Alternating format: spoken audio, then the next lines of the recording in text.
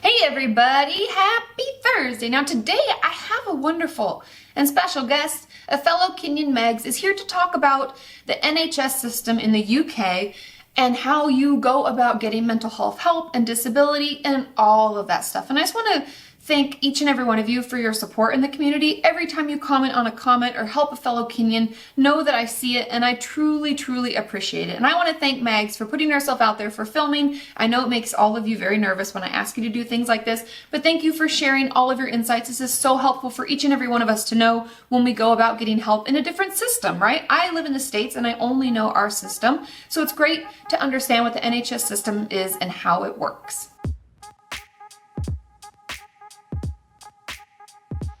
Hi, it's Mags. I'm just filming this video on the UK disabilities, NHS, all those kind of things for people who might not know how to get help, both for treatment and financially. So Katie's given me a few questions to kind of go through. I'm going to give you a little background on me and then like the things that I just mentioned.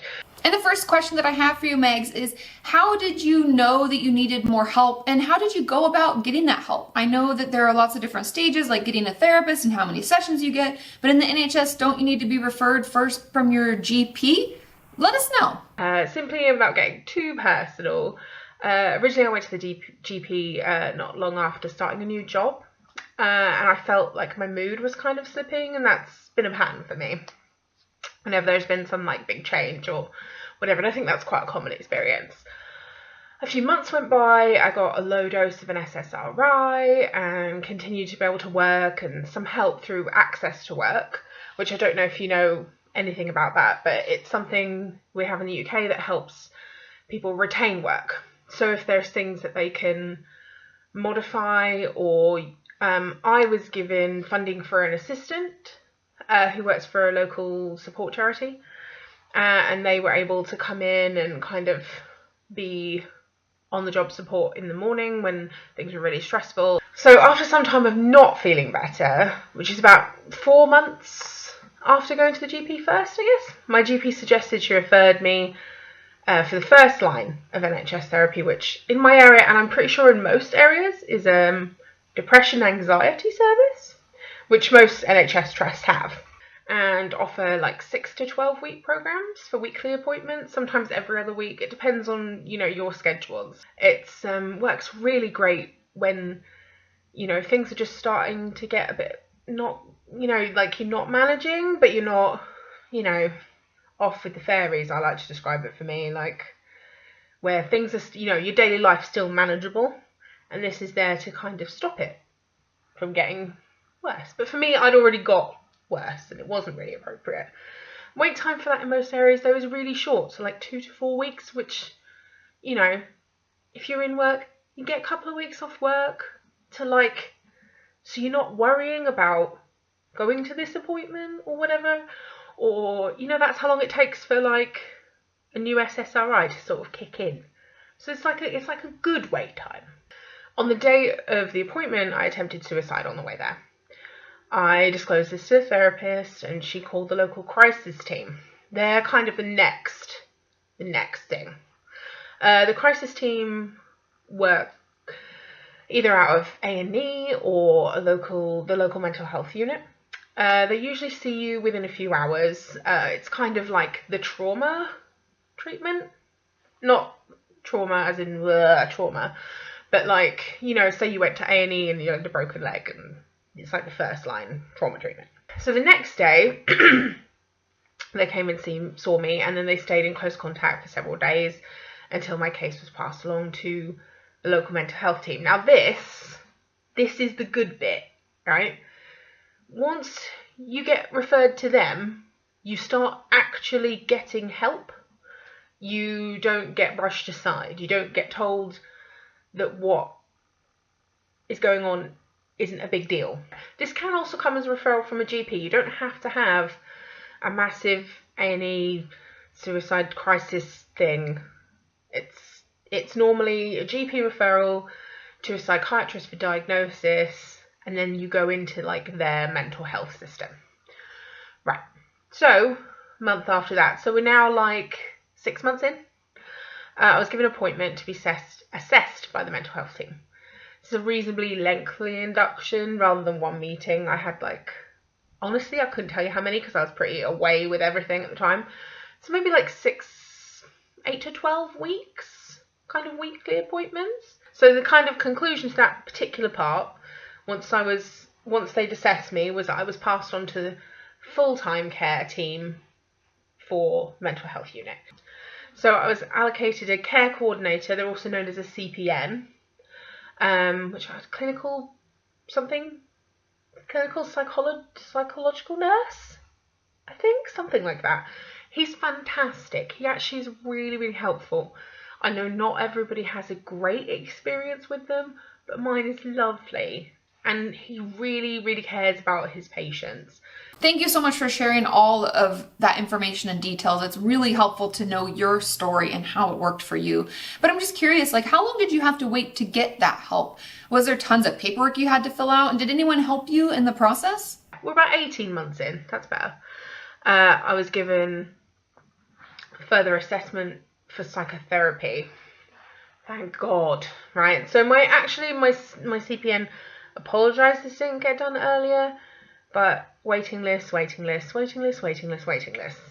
story of the NHS. So the outcome of the assessment was I was placed on a waiting list, another one, and told like 6 to 8 months. So in total, from going to GP appointment to theoretical, actually hasn't happened yet therapy, 2 years. Yeah, there wasn't paperwork. I presume there was paperwork, but the care coordinator dealt with that. So no paperwork for me. Other than signing, yes, I'm happy for this, and yes, you can share this information with this assessment information with this person and my GP. Now, after all of this work and waiting and going through different levels of treatment, do you really feel like you get the help that you need now? Or are there ways that it could be improved or things that you wish they offered? Considering it's been such a long time, no, not really, but they're trying. And I am getting all the things that I'm able to get. So, when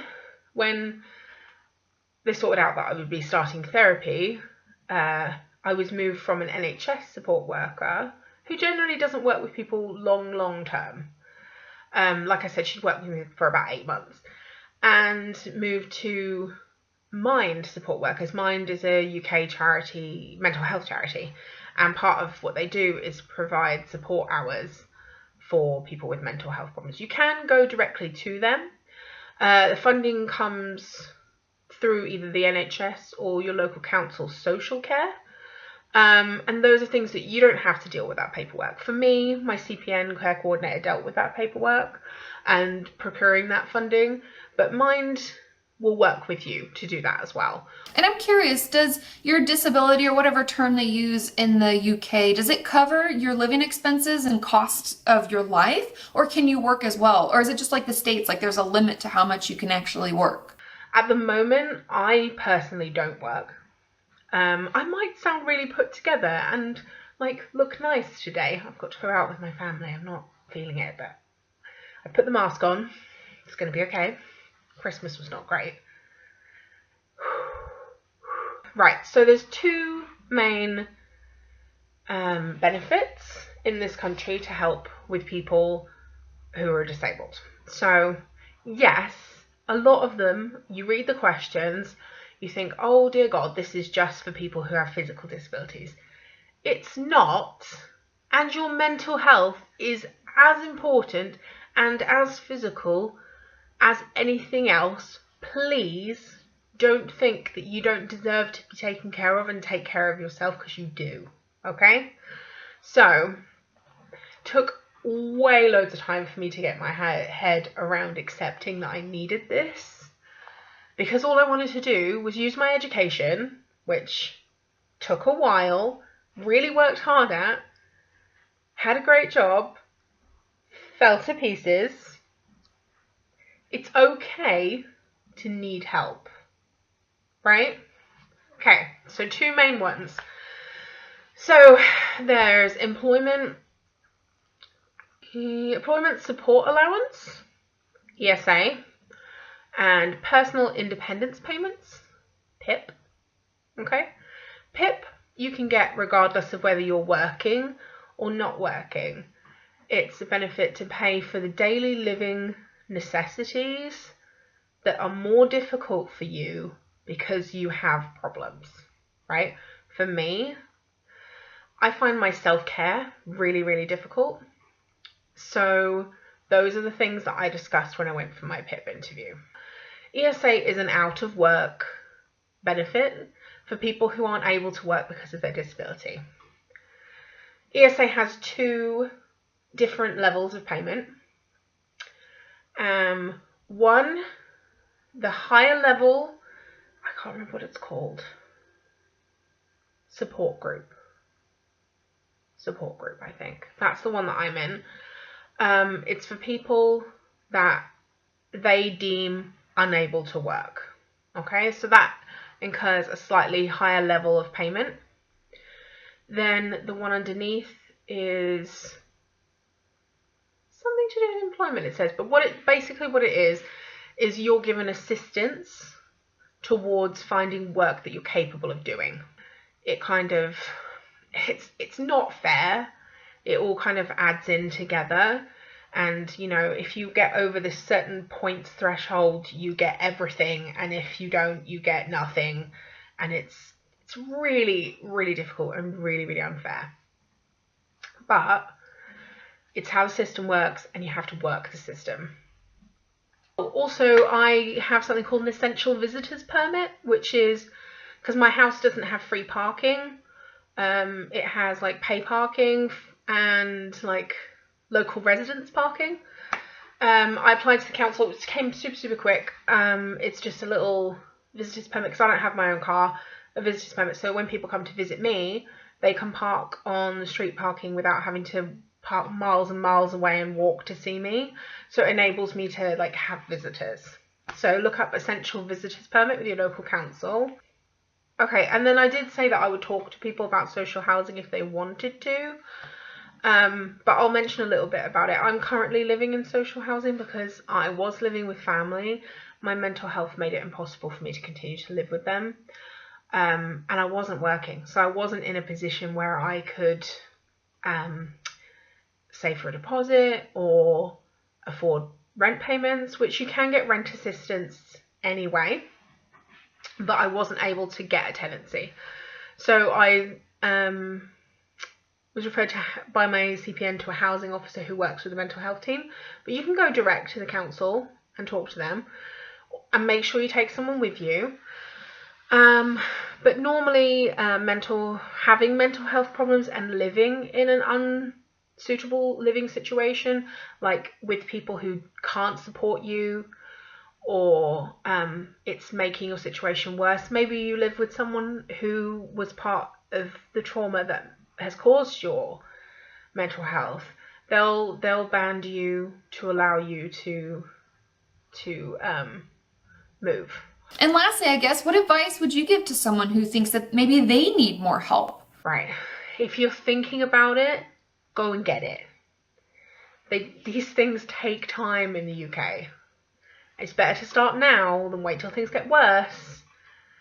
And then it can take so much longer. If you're thinking about needing help, you do need help.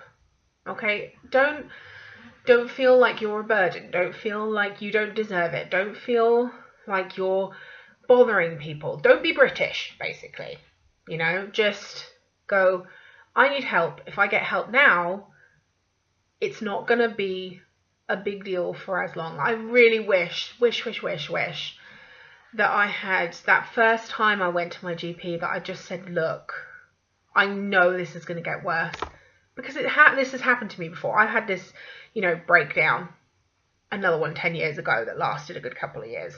I knew what was coming, but I didn't push. Push while you still have the strength to push, and find people who'll help you push while you still have the strength to push.